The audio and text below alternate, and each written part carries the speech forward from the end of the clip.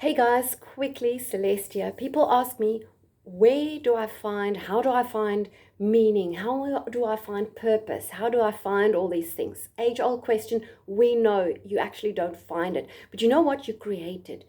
You find meaning and purpose by bringing meaning and purpose to the everyday things. It's how you do the little things is how you do the big things. We always say that. How you do the everyday things, the meaning, the purpose, the happiness, the contentment, the joy that you find in your every single day tasks. That's how you bring meaning and purpose to your life. Not by going off on all of these wonderful spiritual journeys or pilgrimages. Those are wonderful, those are epic.